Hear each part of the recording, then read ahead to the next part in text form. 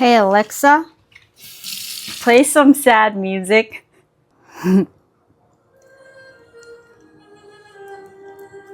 I've been lying to you.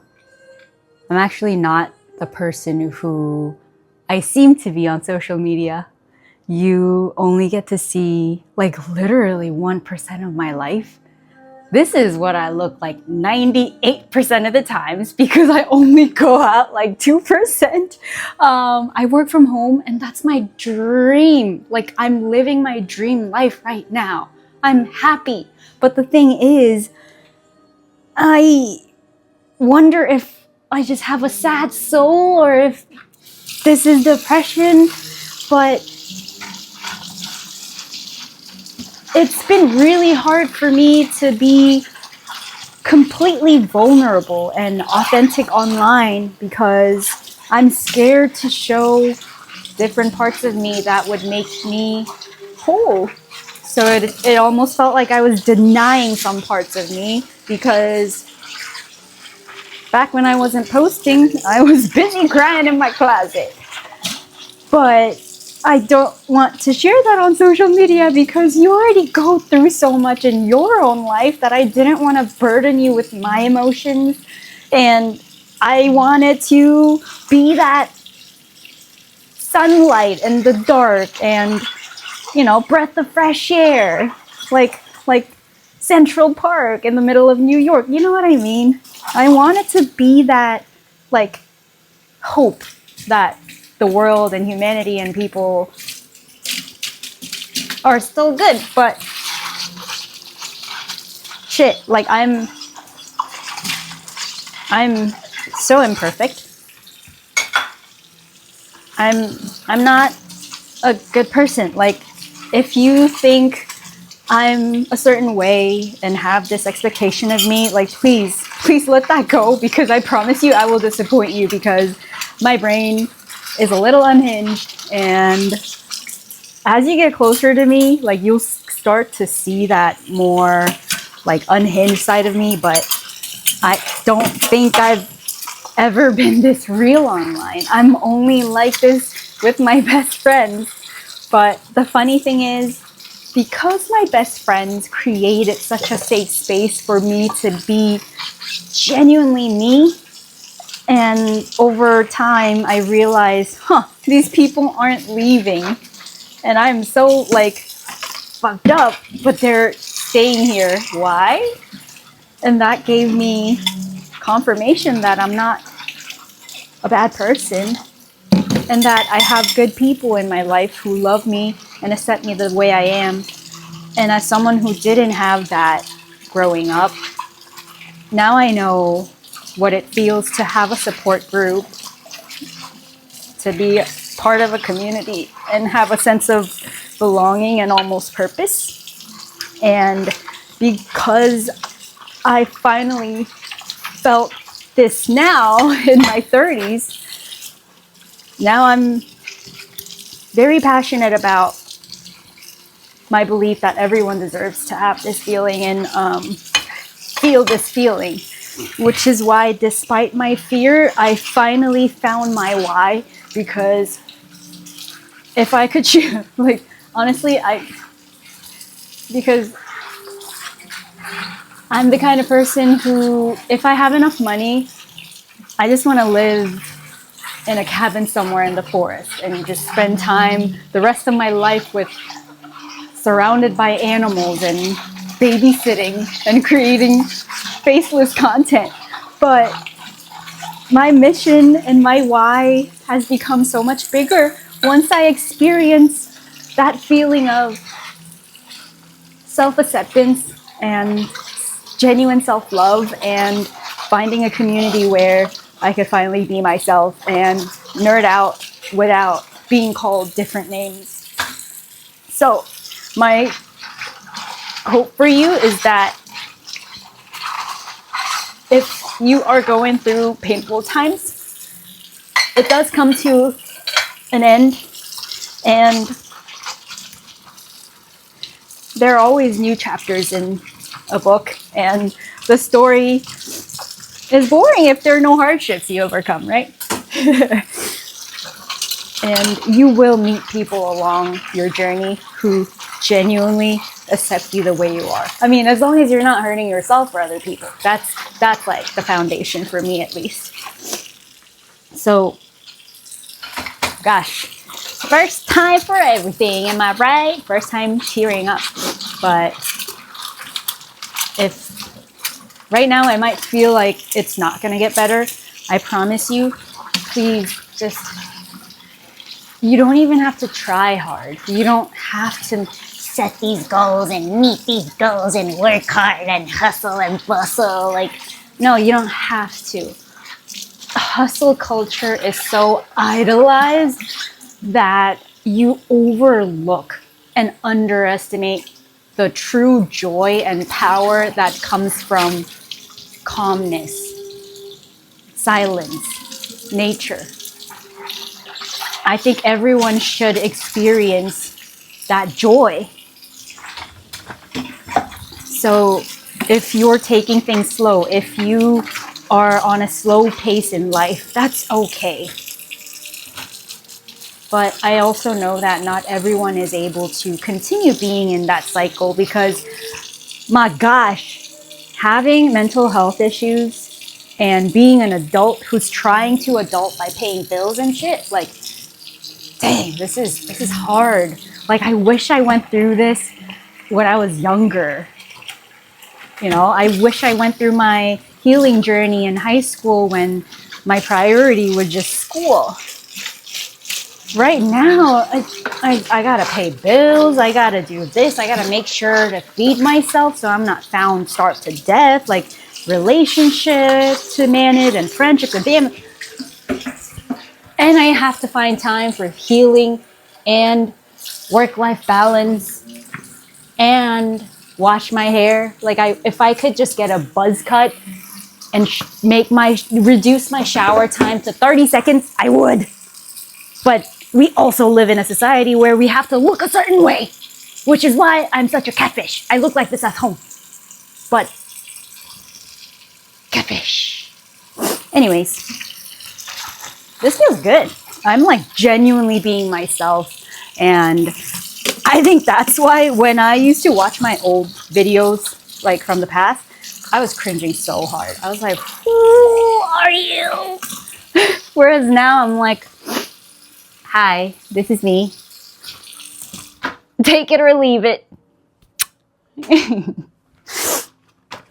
Anyways. Whoa. Anyways, I just wanted to tell you that it's okay to take things slow. It's okay to feel like you're alone in this world. Sometimes not surrounding yourself with as many people can be peaceful, because the more people you surround yourself with, the higher chance of there being drama and rumors and criticism and being hurt. Like, trees don't hurt you back. Animals don't hurt you back. Babies are cute. Sometimes I feel like I don't belong here and wish the world would be built on love more. But then when I also look within myself, I'm like, shit, you are just as much of a sinner and evil and, you know, filled with intrusive thoughts. So, yeah, you're not alone, girl, dude. We got this. I might not know who you are. You might not know who I am. I mean, maybe you do now. At least you know what I look like. But I feel your energy and presence, because now I know that emotions are universal experiences for everyone in this world, and that there are people like me, younger right now, and whatever future will be. So I wanted to tell you that I love you so much. Like, not in a I love you, but like as a human to human, like platonic, I love you. I feel like you needed to hear that. I genuinely mean it.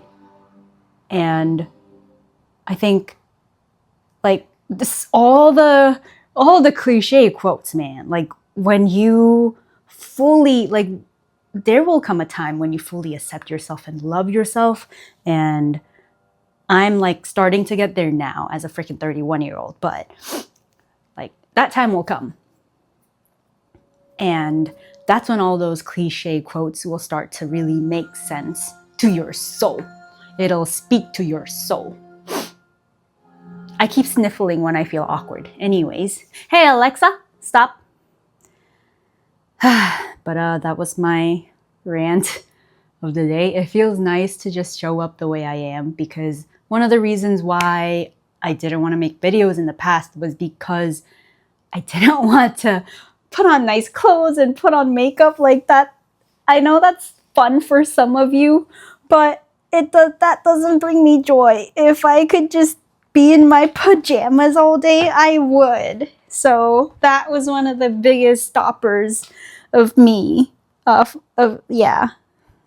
That's why I wouldn't make a video. But of course, that's an excuse, because now I'm just putting myself out there, because now I'm finally free from this obsession of control and wanting to be liked and accepted by strangers online.